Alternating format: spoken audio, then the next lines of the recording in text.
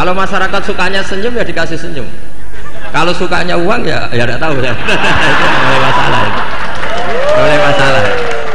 Assalamualaikum warahmatullahi wabarakatuh. Rabbi shrah li sadri wa yassir li amri wa hlul 'uqdatam min lisani yafqahu qawli. Allahumma shalli wa sallim wa barik ala sayyidina Muhammad wa ala alihi wa sahbihi wa barik wasallam asma'in. Nama ba'du.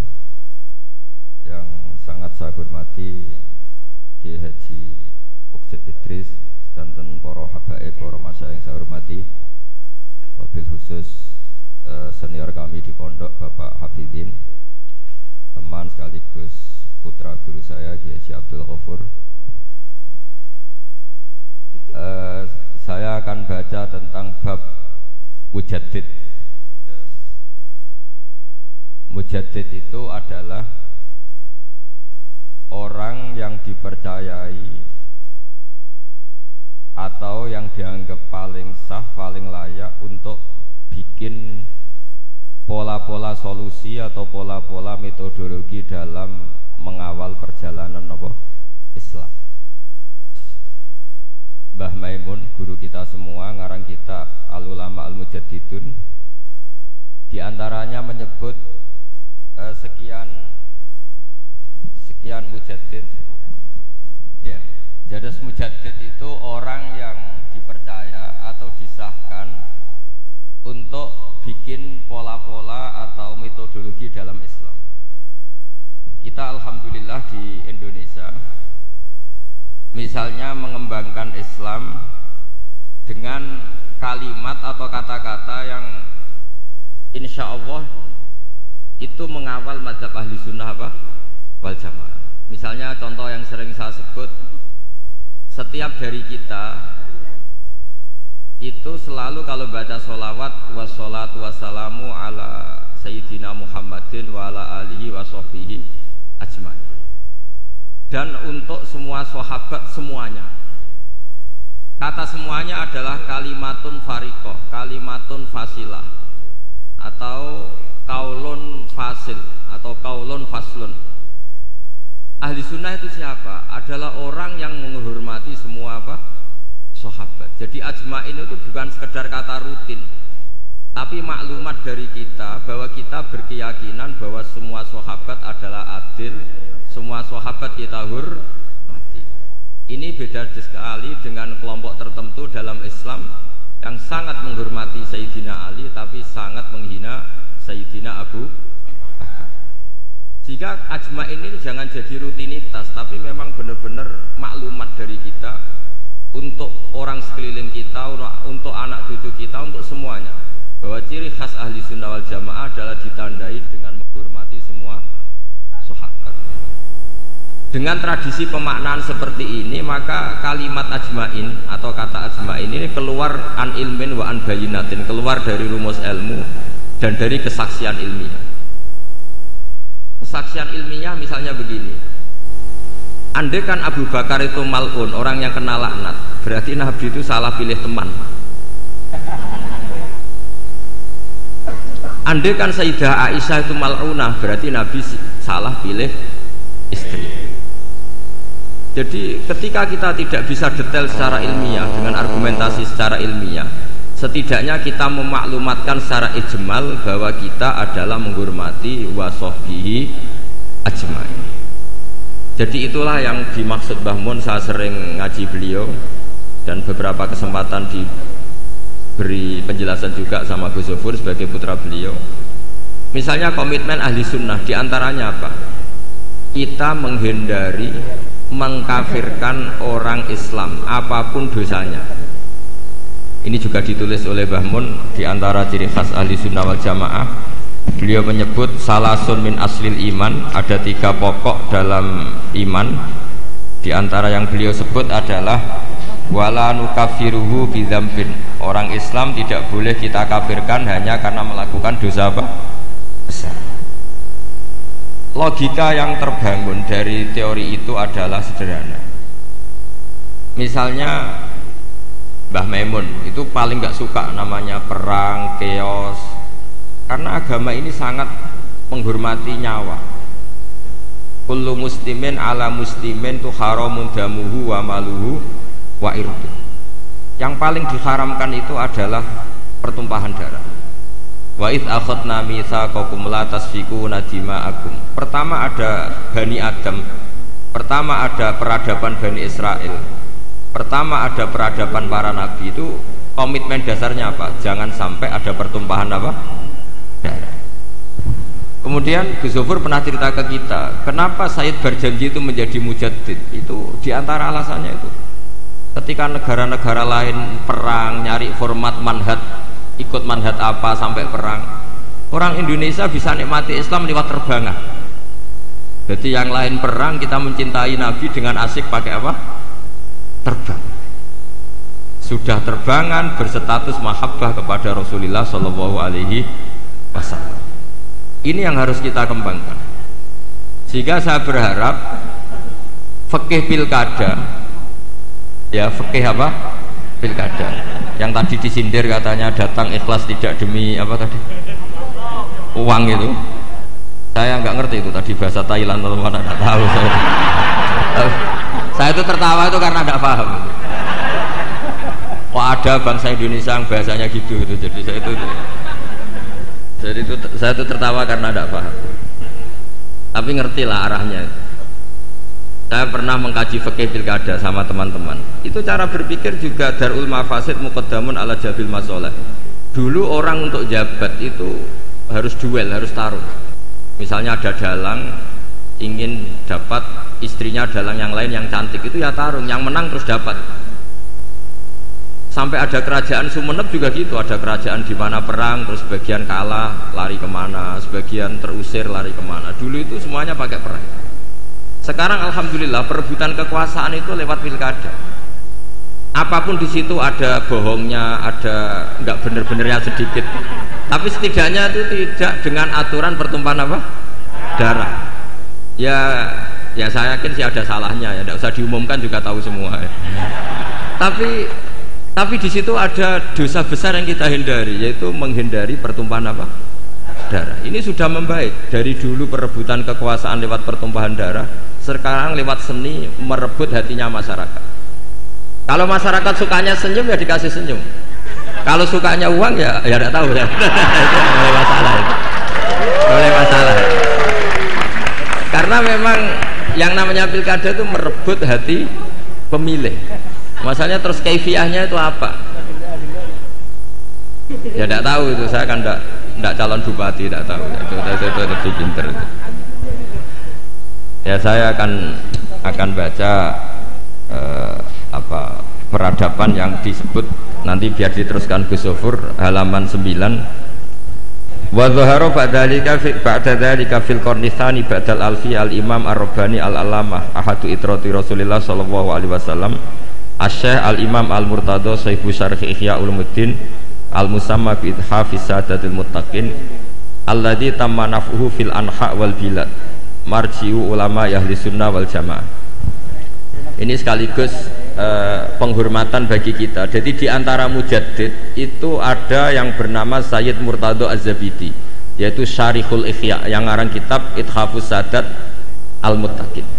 Itu sekitar 14 jilid. Kalau yang cetakan Darul Kutub Ilmiah itu 14 apa? Jilid. Itu beliau punya santri mulazim, itu orang Indonesia. Namanya Kiai Abdul Mannan. Mbah kandungnya Kiai Mahfud Termas. Jadi Mahfud bin Abdullah bin Abdul Mannan. Kemudian Kiai Mahfud ini kita tahu punya murid namanya Kiai Fakih Mas Kumambang Gresik. Kiai Fakih punya murid Mbah Zubair punya putra sekaligus muridnya Mbah Maimun. Ya terus sampai kita, sampai Gus Zofur, sampai kita.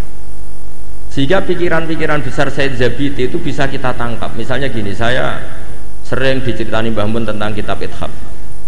Di antara padanan, ya padanan, maksudnya padanan itu semua ulama itu pasti punya fatwa yang nggak ada kembarannya. Dan itu polanya umum, sehingga ciri khas ulama disebut mujaddid. Itu bisa menganalisis agama dengan cara yang menakjubkan. Kata Said Az-Zabidi begini, orang Islam ini tidak akan mengalami kekeliruan kayak yang dialami orang Nasrani, yaitu menuhankan nabinya. tapi juga tidak akan mengalami kekeliruan kayak yang dialami orang Yahudi, yaitu menyepelekan apa? Nabinya. Orang Yahudi itu sering membunuh para nabi.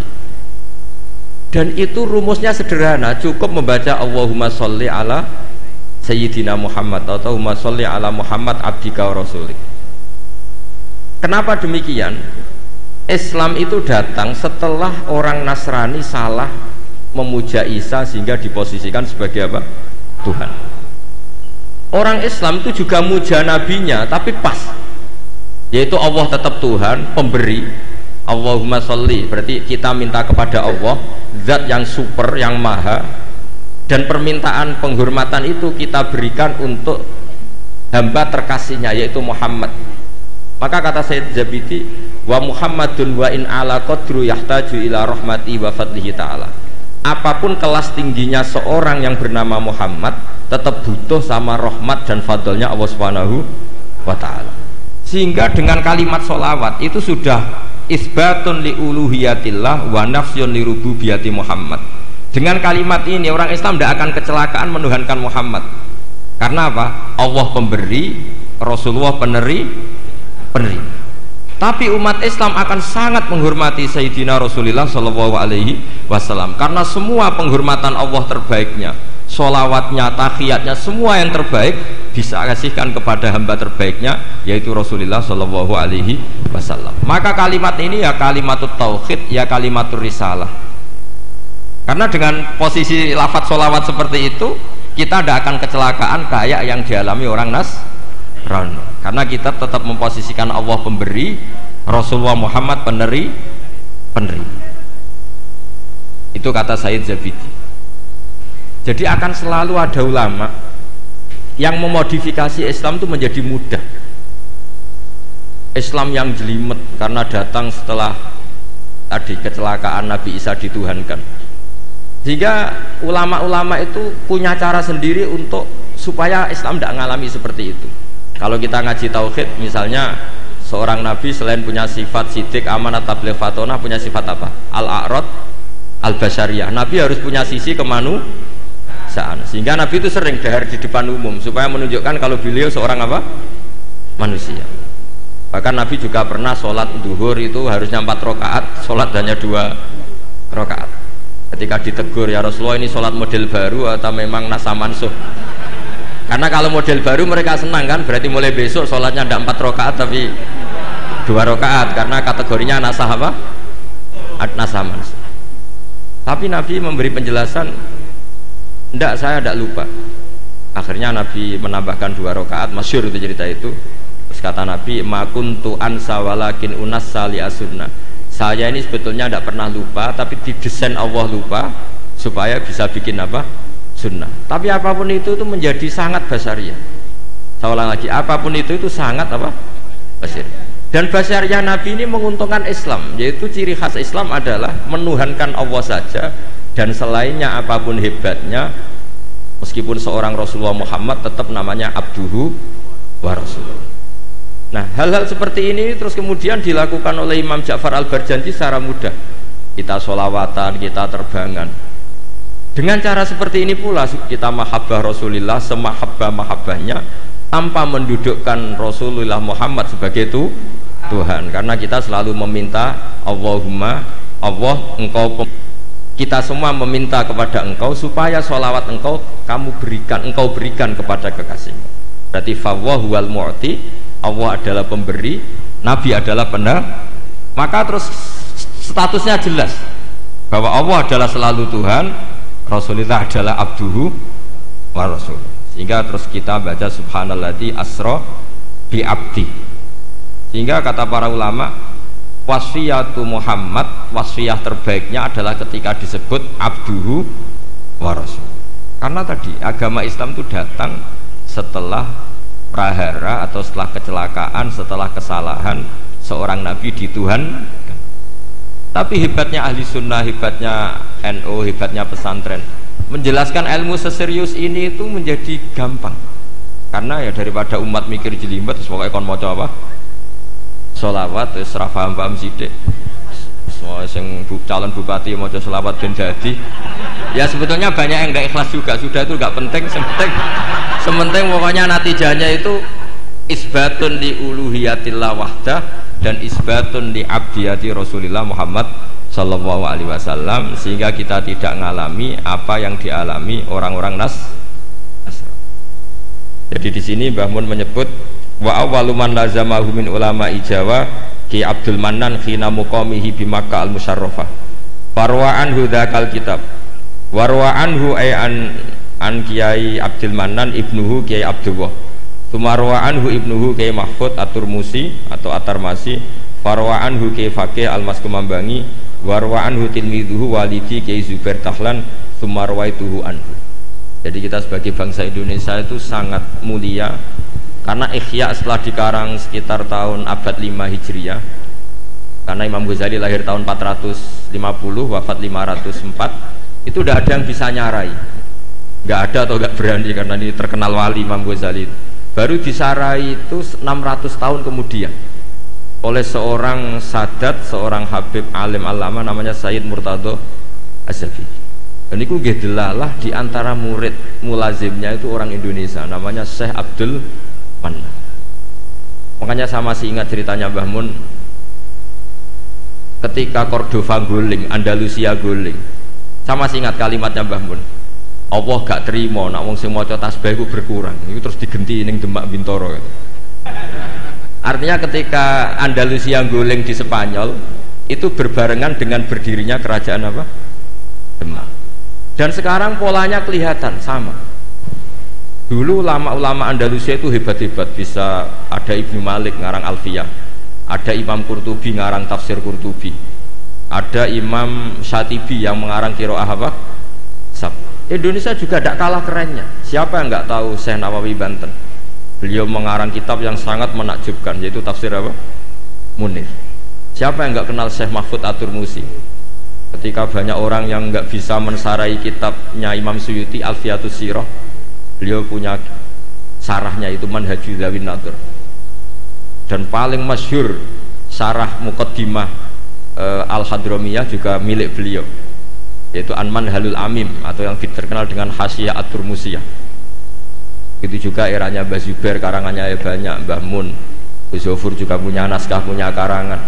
Jadi ketika Islam tidak di Mekah dan tidak berbahasa ibu bahasa Arab, ternyata melahirkan ulama-ulama top di Andalusia, yang setelah Andalusia kalah Allah mengganti ada di Indonesia. Masih ingat saya, jadi kata Mbah Mun, di antara syarafnya kita lah, mulianya kita adalah ketika Andalusia guling itu berbarengan dengan berdirinya masjid apa? Demak. Dan setelah saya angen-angen, pola-polanya hampir mirip, yaitu melahirkan banyak pengarang-pengarang kitab. Kita tahu Syekhona Khalil yang punya naskah, semua ulama top-top kita punya naskah. Nah soal nanti naskahnya hidup apa enggak, itu kriminalnya murid-muridnya, itu pasti. Loh betul itu, masyhur itu di kata Imam Syafi'i, al-Laits afqahu min Malik illa annahu daya'ahu ashabu. Imam Laits itu ulama top, sebetulnya secara fikih lebih alim ketimbang Imam Malik secara fikih, illa annahu daya'ahu ashabu, tapi murid-muridnya yang sembrono. Loh, coba misalnya mbah kamu alim ngarang kitab, putune ra alim mesti dianggap jimat, tak jamin itu. Padahal itu bab istinja. Tapi tetap dianggap jimat. Ya gara-gara tadi. Makanya saya berkomitmen sama Gus Zofur untuk terus baca kitabnya Mbah Mun, karena pasti murid top ndak itu terserah, apa guru top ndak itu terserah muridnya. Itu sudah jelas ya. Khalnya Mbah Zubair, andaikan tidak punya putra Mbah Mun, mungkin nggak serame itu. Orang tidak bahas Mbah Zubair lagi, andaikan tidak ada Mbah Mun. Andaikan Mbah Mun tidak punya murid-murid, punya utamanya putra-putranya, mungkin orang tidak bahas Mbah Mun lagi suatu saat. Makanya kata Imam Syafi'i ketika ngomentari Imam Laits, al-Laits afqahu min Malik illa annahu daya'ahu ashabu. Imam Laits itu lebih faqih ketimbang Imam Malik. Imam Malik nasibnya baik, beliau punya murid top namanya Imam Syafi'i.